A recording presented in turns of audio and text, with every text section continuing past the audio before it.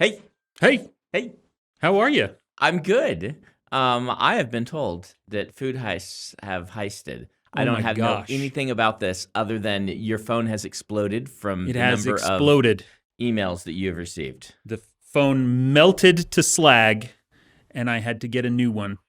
Like you told me it was urgent. This is food urgent. heist news. Yes. Like If breaking. this is the first time we have recorded since this happened in early February, and our audience has been clamoring for us to talk about it. So here we go. Okay, it better be good. It's pretty good. Okay. So somebody stole in Pennsylvania 100,000 eggs. Because eggs are suddenly Because eggs expensive. cost so much. Yeah, The 100,000 police. eggs. So that's what, $8-9 million? At the time, the police valued it at $40,000, which comes out to about $330 per dozen. Okay. Today, I looked up because we do research on this podcast. Yes, we do. I looked up this afternoon the price of a dozen eggs in Pennsylvania, and it's $5.68 allegedly. No. I looked it up after you looked it up. It was 18 grand. 18 grand for a dozen eggs. Yeah. At the $5.68 price, that would be $47,000. So they missed out by doing it when they did. What do you mean? They still have the eggs. Well, I hope not. Sure. Eggs last. I've looked in my fridge and there's always eggs. Indistinguishable from any other eggs. Uh-huh.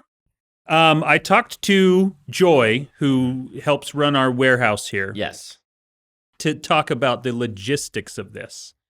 And 100,000 eggs, she estimates, they were taken from a truck that was parked outside of Pete and Jerry's organic grocery store. Pete and Jerry. She estimates that that's approximately 9 pallets of eggs. These were stolen at 8 p.m. And this time of year, that's still very dark. Okay. So this was under cover of night, but still, the time when there's people out. It's not like this happened at 3 in the morning.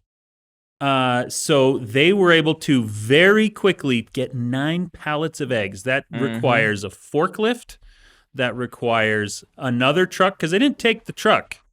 Yeah. Most of the time when this happens, they steal the truck that just happens to have food in it. Right. These people were after the eggs themselves. This is a legit heist. This isn't a heist of opportunity. Yes. Yeah. And they were organized. They had multiple people on their crew. They knew what they were doing. This is impressive stuff. I don't want to give them the name that people are expecting, because the egg puns have been everywhere. They're everywhere. And so we may just want to call them the Egg Ninjas, because Egg Ninjas. Night at time, it's dark, they need their eggs. You got to get, as Gaston taught us, you need lots of eggs to become, strong. And to become roughly the size of a barge. Yes. My favorite pun from one of our alert listeners that sent this to me was the premature poultry heist. Which I thought was kind of clever. That is a step beyond. Thumbs up to you. Like, everyone's going to be going for the kind of the traditional pun off of yolk, pun off of egg, because Egg-Cellent is just in those. Like, there's different types of groaners. Those are the bad type. I can't even tell you how many news articles headlined. The police are scrambling to crack the case. Yeah. Like, that's low-hanging fruit. Yep. Yeah. Somebody suggested we call them the poachers, which isn't bad. No, that's actually pretty decent. It's pretty good. Yeah. Yeah. The poachers. I like that one. We could totally go with that. I think we could call them the poachers. Yeah. Okay. So the poachers / the Egg Ninjas. This is our first big heist of 2025. It is. Yeah. This is definitely this is the benchmark to beat in food heists of 2025. So we're gonna remember this one, and we're gonna start comparing them by our metric to the poachers. Yeah. Can anybody? We come out of the gate so strong. Can anybody beat it? Which obviously, for legal reasons, we hope nobody beats it. I don't know. We you do. I mean, that's how you get scrambled eggs. You beat them. Oh my gosh. Oh my gosh. I thought you were doing that on purpose. You were not? No, I was not. Okay, I was trying hard not to do the bad ones. Inured that was a bad one. to these puns, and yet that one got me. That's all right. It took me 2 tries to get the fasten your seatbelts. Yeah. Yeah, that's fair. Mm-hmm. And I was even looking for the pun on that one. I just didn't expect AI to actually be able to make a legitimate good pun. So it is to my eternal shame that it took you 2 times saying it before I understood that was even a pun. What the pun was. Yeah. No, that's fair. Yeah. All right. So, Dan, and I guess both of you, according to the unpaid USDA, intern Donald. that is I. Eggs only last 3 to 5 weeks once they're refrigerated. Once you have officially started the refrigeration, that's how they go. Okay. Assuming this is a palleted egg truck, right? Does that mean that they have a black market sell within a month? Like, do they have to get rid of these eggs or use these eggs within a month to keep what they stole, quote unquote? I mean, I assume. So what do you do with that? You have a black market item that you can only sell for so much for only a month. What does the robber actually end up doing with that? Well, this happened, like I said, first few days of February. Right. So if the eggs last that long, they're still out. They could still have them. Mm-hmm. And they could be looking to flip them at today's, as we said, elevated egg prices. If you flip them, they are not sunny side up. You gotta just keep it right in the pan and never flip it. Never flip it. Yeah. Gotta get that. Yeah. Yeah. Yeah. I'm sure they had a plan. They were prepared to go, right, with a pallet jack and things like that. They already knew how they were selling these eggs. Yeah. This, as we've said many times, these really big number food heists are reselling them to retail outlets or resorts or hotels or something like that. Mm-hmm. Someone who's going to use in bulk. Yep. Right. They already had a lead on selling them. You don't steal eggs if you don't start there. I mean, these are obviously professionals. Right. Yeah. So. Okay. Yep. The egg ninjas. The egg ninjas. I kind of like the egg ninjas, but poachers is so good. Yeah, well. But yeah. So, we're going to talk about Magic the Gathering today. Magic the Gathering. Yeah, we figured it's been a while since we talked about it. It's been like 2 episodes, I think. Has it? And hopefully this will still be interesting to our audience they show up to watch me sign my name. Yeah.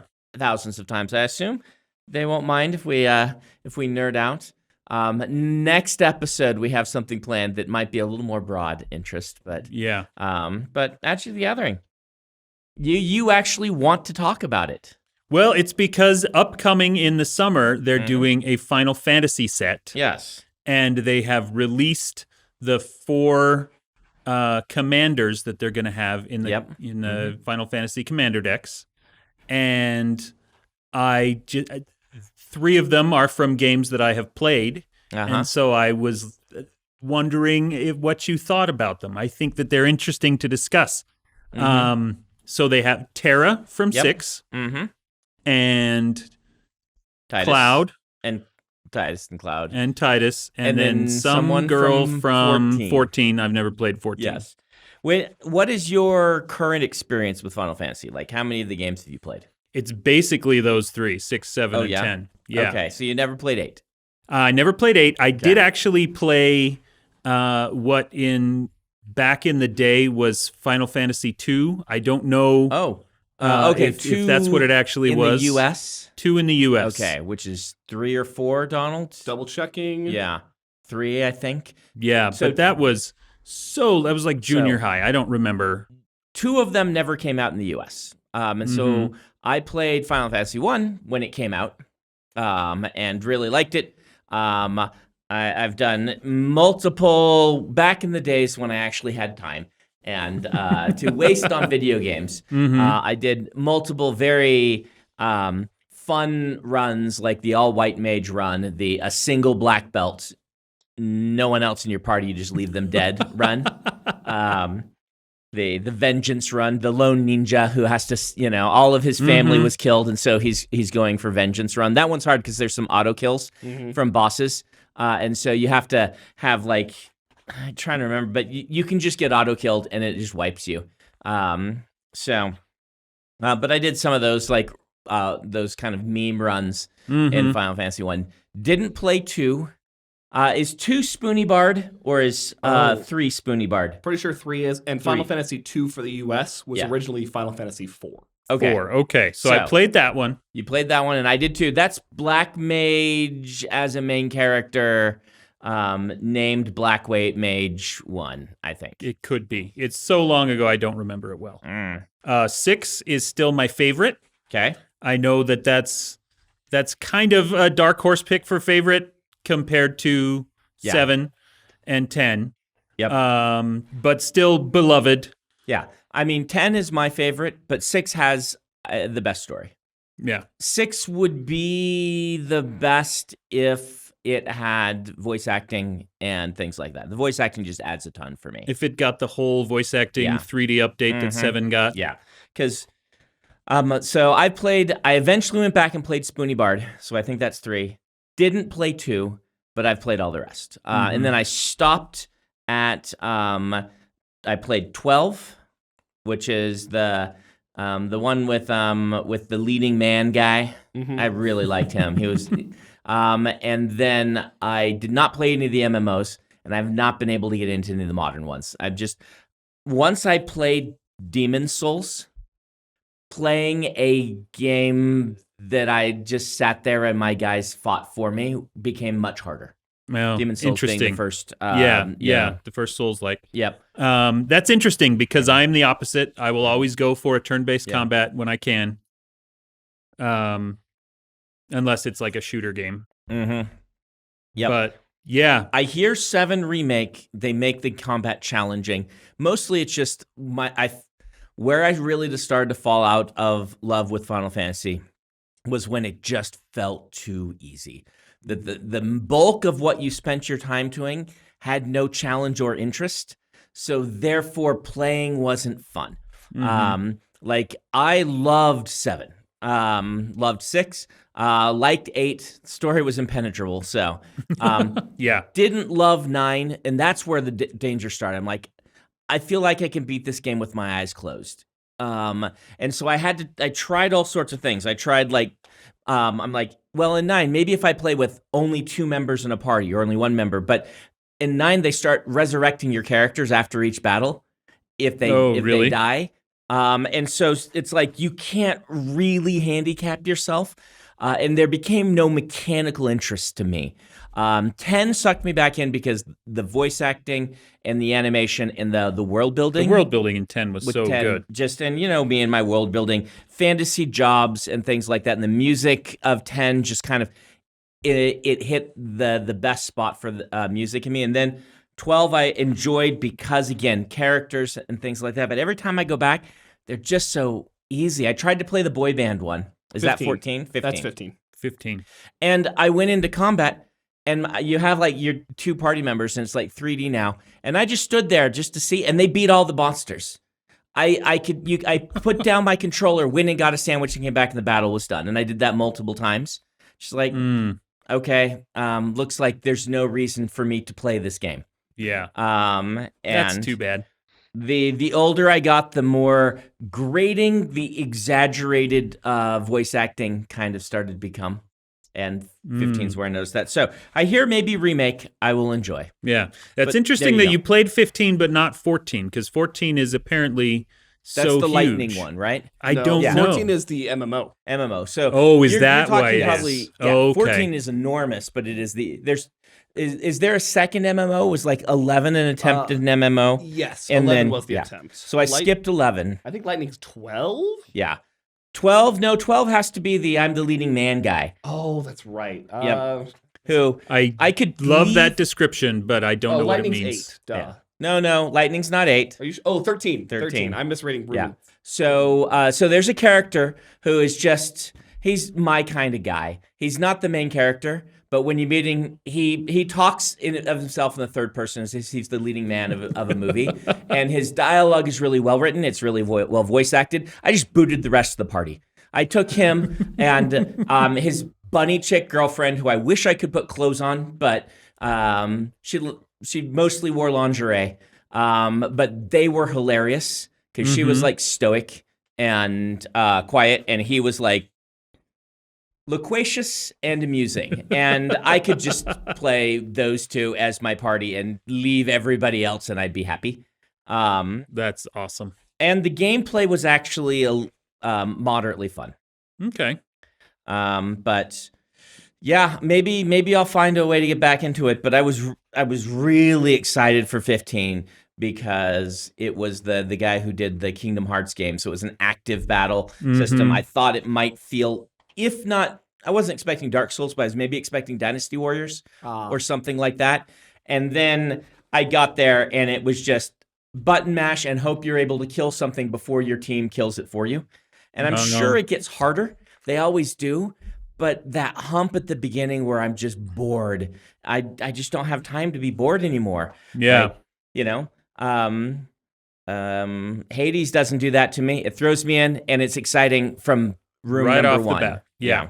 So from anyway, the very beginning. But I am deeply fond of Final Fantasy. Yeah, same. Like I said, I've only played 3 of them, I guess 4 of them myself. But I was roommates with Ben, which means I've watched somebody play 8 and 9 and all these others.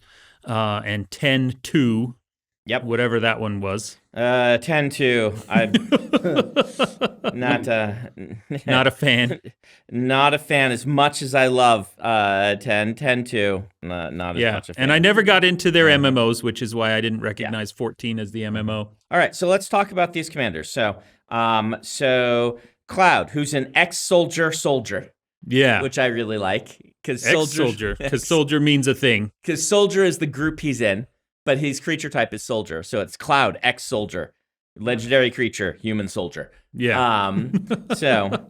And when he enters, attach up to 1 target equipment you control to it.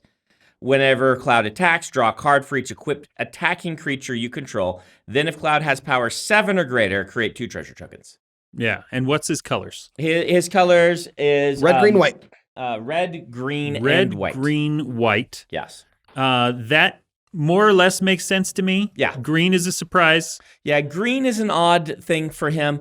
I bet we'll see a lot of red, white in his color, his other cards. He could very easily be straight red. But in the commanders, they like to give you extra colors. Yeah. It really is an odd addition, though, because equipment is almost always red-white focused. So, yeah. This is what I was telling Dan as well, though. Yeah. I think green is for Avalanche. Their whole thing being like, Cloud is here to help Avalanche save Terra and all that fun stuff. Their whole mission is as kind of not terrorists, but eco-saviors. Eco-fighters. Eco-fighters. Yeah, I kind of suspect that it is a red-white deck or a red-white character who's in a red-white-green deck. And since they are making him for the deck, they can give him whatever colors they need. And Cloud's other character is red-white. They did another card. Yeah, their other Cloud that's that'll in the starter be in deck the is just set. straight red-white. Yeah. So this is a good mechanical match for Cloud. It is. And it directly references the inevitable Buster Sword. Right. And I'm assuming the Buster Sword is going to be, you need to have a giant equip cost to a Buster Sword. It has to be like the Colossal Hammer or whatever it is that exists already in Magic, that's like, costs so much to equip to represent, it's a very big sword that is hard to use. Yeah. And so Cloud being able to equip it for free and attack seems like it's a nice match to Cloud. It's a very simple, straightforward, but people love to play Voltron, which is the style. I assume an equipment-based deck? Based decks where they often try to buff up one creature, usually the commander, and then slam in and kill someone straight up with commander damage. That's one of the things, and this is a pretty solid. I mean, usually you want your commander in a Voltron to have some sort of either evasion or a hexproof or something because you're going all in. But him letting you well, he goes wide with his equipment because he lets you play him and then attack with someone else equipped to get his ability, which is nice. So yeah. Look, I think that's a perfectly serviceable Cloud. Yes, I agree. He is not one of the ones that I had questions about. Whereas Titus, on the other hand, yes, Titus feels weird to me. And I have him pulled up if you'd like me to read him. I've got him pulled up too. Perfect. But why don't you read it so that, you go ahead and read it. I'll read it. At the beginning of combat, on your turn, you may move a counter from target creature you control onto second target creature you control. He's also green, white, blue, to note. Cheer. Whenever one or more creatures you control with counters on them deal combat damage to a player, you may draw a card and proliferate. Do this only once each turn. 3/3. This is more of a stretch. Right? It is. I think his colors feel right-ish to me. Again, the green is the oddball. The green is the oddball, and it's weird to me that he doesn't have red. Maybe it's just the way I played him. Yeah. But Titus was synonymous with haste. Okay, that haste, yes, but green is also a hasty color. He's on a professional sports team, which is kind of where you get, I think, some of that white. And he plays in a giant ball of water. And so the blue is there. The blue in the Blitzball, I can agree with you. This would be a better red, blue, white. I agree with you. That would be, but I bet they have to balance their deck colors. But yeah, the green is the odd one. He having red would match. Though you can't put red just on every character who has emotions, right? Yeah. And I can kind of see just this side. Like, I like that there's normally white-blue in Magic is just this like super controlling, almost like dangerously dictatorish sort of. It's like the conniving dictator, the conniving white in control, and white-blue often gets the most controlling color combination. And I like the idea of white-blue as you're white because you're a professional sports player. You're blue because you have some water powers. It's a different take on white-blue. But the green is an oddball. The power set, the mechanics are very much kind of in the wheelhouse of this color combination. It's what they like to do. They are. And it makes sense as team captain. Yeah. This is what Donald and I were talking about earlier today, is that if they're framing this as he's the team captain, he passes the ball, he helps. Yeah, if someone scores a goal, Yeah. everyone gets stronger because he's cheering for them. That's probably why they added that cheer on there to be like, team captain. So that makes sense. That does make sense. This is him. Like, I'm assuming we will get another card that's like a Eunice Protector card that is more focused on, you know, the whole idea that he's kind of a bodyguard. That's what you do in the game. But in his past, he was the team leader of a sports ball team that you can really just call sports ball because it's you use a ball and you're in a giant water ball. It's the most sports ball that sports ball has ever sports balled. Yes. And pretty fun mini game. Yeah. I enjoyed that. So now the biggest stretch, flavor-wise, is Terra. Okay. I think. All right. Why don't you read to us, Terra? Copy. So Terra is a red, white, black commander with trance. At the beginning of combat on your turn, mill 2 cards. Terra gains flying until end of turn. Whenever Terra deals combat damage to a player, you may pay 2 generic. When you do, return target creature card with power 3 or less from your graveyard to the battlefield tapped. Okay. Yeah. I can see, like, it's hard. I don't want to give... Final Fantasy VI has one of the best twists in games. It does. And I don't want to give spoilers, but I can see Terra as rebuilding the world. Yes. Yeah. Bringing things back from the graveyard. Dumping them in. It's very weird. It's weird. Bringing them back. Yes. My argument there is that was really Celis, not Terra. Yeah. Terra was actually optional to recruit in the second half of the game. That's true. You're right. She's just the most well-known character. Yeah, this feels like they built a Celis deck, and then we're like, nope, Terra's the popular one. Nope, you're right. I agree with you. And this is what I was telling Dan, though. Most of these decks always have a second commander. So it's very possible the second commander could be Celis. But why not give this power to Celis? Because this does read much more. Of her, good point. Terra will sell better off of the pre-orders. Obviously. Yeah. But why not build a different mechanic for Terra and have, I mean, they do have to work together. Yeah. So it's going to have to, in Mardu, what do you think about Mardu for her color combinations? Again, black feels odd. But if you consider magic tainted, that's how I took it, as they're looking at black as like the witch. Like early on, when you first meet her in the game, I would say Terra absolutely has black mana. When she's like the controlled Magitech pilot kind of when thing. She's, yeah. I'm not going to complain because that's white, red, black is a really fun color combination that I like a lot. It just, I don't know. It feels out of character for her. Let's talk about the other things that they've spoiled. Did you get a chance to look at the art for the future set? I did. I scanned through it when you mentioned it to me. It was Edge of Eternities, right? Yep. I had not heard about this until we sat down to record, and I am very excited about it. Like, they've gone full space opera, not just Magitech. Like you said earlier, you were expecting kind of a Spelljammery thing. Yeah. And they've gone full Guardians of the Galaxy instead. Really liking the art direction for this. As much as I've kind of been against, like, I saw Aether Drift and I was just against it. Just something about it I've talked about this before. And with this, I'm just totally on board. And I think it feels more natural and organic to me so far. It feels like it's its own world. I'm disappointed that there's regular Magic characters in it.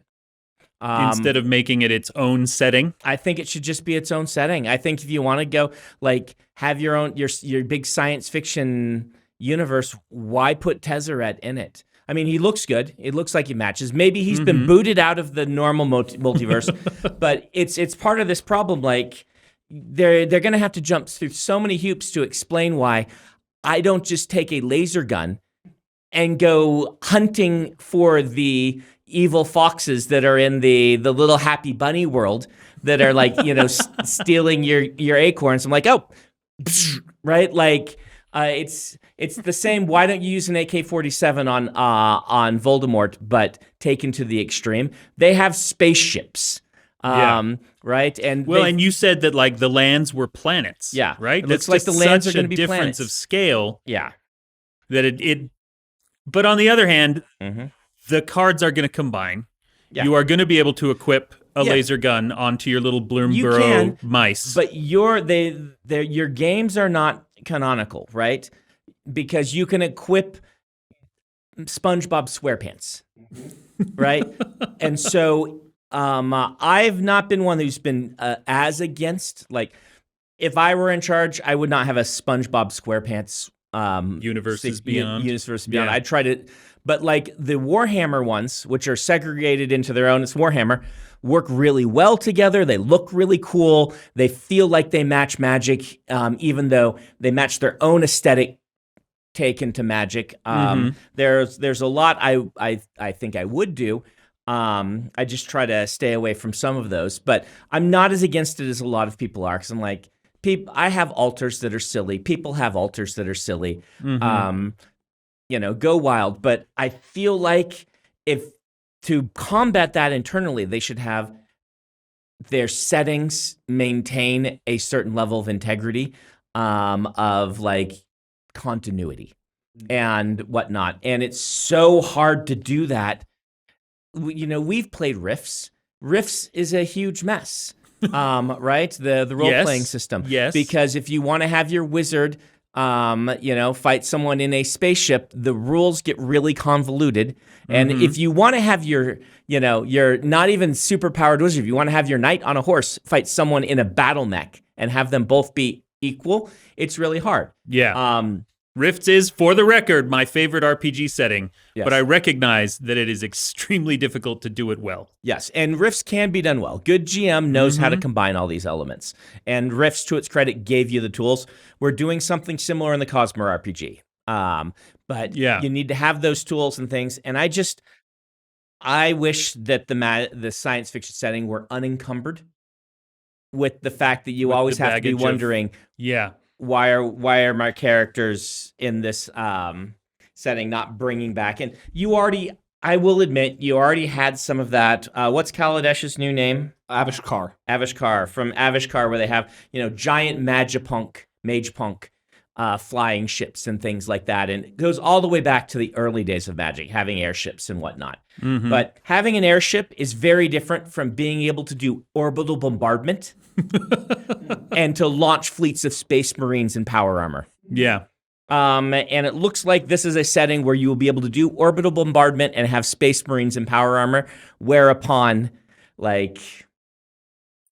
things get muddy. Now, tangential to this conversation, we know that when the planeswalkers from other worlds go to Bloomborough, they turn into the cute fuzzy animals. Yes. Is it possible that, and this doesn't solve your problem, is it possible that all of the weird spaceships and laser guns turn into cute fuzzy animal versions of them as well? It's a bubble gun. Yeah.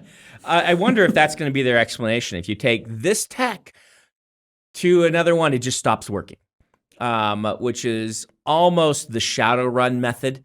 And you can make these things work. And again, I love the art direction. I'm sold on this set. If we can't have it as a separate thing, I would rather have it be in Magic and exist. Yeah. Let's be very clear with that. It looks super cool. And whatever they're doing here is what I wish they had done more of with Aether Drift and Thunder Junction and things like that. So, good job on the team so far. Good job on that. Now, I wanted to ask you, since we talked about Aether Drift, you've played it, haven't you? No? Nope. Isn't it out yet? Yeah, I didn't play it. You haven't played it? No. Oh, well, I was going to ask if playing it changed your opinion at all, but you just haven't. Not enough interest? Not enough interest. It's the first set I haven't played in Magic's history in 15 years, probably. Yeah. And we had a chance tomorrow, and I just said, let's do Lord of the Rings Cube instead. Okay. Oh, man. I would have come for Lord of the Rings Cube. Yep. No, you should have come for Lord of the Rings. I should Cube. have. Yeah, we're gonna tweak it. Lord of the Rings, the set had a bit of an issue that white green was weaker than the other colors. So we're that's too gonna. bad. But you can make an easy fix because white green is focused on food. So we're just gonna make a blanket rule for that draft that whenever you sacrifice a food, you get to rummage. You get to discard a card, then draw a card. Right? Okay. And so that one of the big problems is you go through all these hoops to make your food, and then the creatures sack it to do things to get minor effects, and they just aren't good enough effects for all the hoops you jump through to get the food. And so if we make sacking a food do something, and we can tweak what a food does when you sack it, to I think strengthen that deck. So we're going to try that iteration tomorrow and see if that strengthens white green enough. That's interesting. And because, I've found playing with my kids that the Hobbit commander deck, the precon, is really strong. Yeah, the commander decks were different from the draft format. In the commander decks, the white green deck is really strong. Yeah, it has an infinite combo in it, and it's just in draft. It doesn't hold up. Well, it's hard, and I don't even blame people. Blame the designers and developers a lot. You can't until you get to the mass scale know that this one is going to trail behind just a few percentage points when it's played in aggregate that much. And it turns out the uncommon payoffs either are a little too hard to get or a little too weak, and the common enablers are just a little too weak for what they do. And the red, black, and blue colors are a little too much faster or a little too much more controlling, to the point that just being a few points behind snowballs to the point that if you go look at the statistics, it's a 5% you're less likely to win if you play those color pairs or something like that. And so which isn't game breaking. No, it's not game breaking. But adding a little bit of a hit kick to them, I think will help. Well, we probably are out of time, but let's ask one last question. Avatar: The Last Airbender, spoiled today. Yep. The magic set. Magic set for Are that. you interested in that? Is it a full set, like Yes. draftable set? Full draftable set. Wow. Am I right, Donald? You are correct. Yeah. I'm happy we can finally talk about this because I thought it was spoiled weeks ago, and I knew that it was coming. And then because people talked about it online, and I'm like, oh, when this set comes out, and people are like, oh, is it confirmed? I'm like, no. But I wasn't under NDA from that one. I just heard through the grapevine. So okay. Yeah. I am the audience for the Universes Beyond stuff. Yeah. They are, for the most part, much more interesting to me than regular Magic is. So I apologize to everyone on Reddit that's angry at them. It's my fault. So yeah, an Avatar set, it doesn't thrill me to the core the way like Final Fantasy does. Right. But I'm definitely excited about it. So I will say, I have a theory on why. I posted this actually, I think, on Reddit somewhere on a comment. Why I think the Universes Beyond sets have been so much better. I think they're better designed than the other sets in some ways. Interesting. And I think this is because, not full design, like not just gameplay or stuff, but Magic is really good at evoking a setting. It's actually really bad at telling a story. Because you, like, either you have to be spoiled what the story is or you're going to get it all out of order. You're playing the cards, and it's just bad for the way that it works to tell a narrative. Like, it's bad to have to give you a beginning, middle, and end. It just can't do that. And the pieces of putting it together can be fun, but for them to sell you on the story, you need to know those pieces already. You have to go into a set kind of knowing what it is, which spoils, like, we knew who won the Aether Drift race long before the set came out, long before, days before. So you don't go into the set saying, oh, who wins the death race? Oh, you already know. It's already expressed. But it's really good in that Dark Souls, Elden Ring sort of way of evoking a world, of having little slices of it, visuals, names of cards, flavor text, mechanics, all evoke a world. That is wonderful for something like Lord of the Rings, where you're like, this feels like the One Ring. This feels like, what it is to command an orc army. Whereas in regular Magic sets, they're trying to do a big narrative, and they're trying to tell you that narrative, which has a beginning, middle, end, and it just is a little bit messy. So that's kind of why I like this space set. What Magic is going to be good at is just evoking a world and letting you be part of it. And the Universes Beyond, that's all they try to do. Just evoke the world of Final Fantasy. And that's what they're good at. Cool. That's bad for Hollywood wanting to make a movie out of your stuff. And so I think they are trying harder to have stories that have stories. Yeah. Well, I'm excited about them. So I'm looking forward to it. How's that, Ben?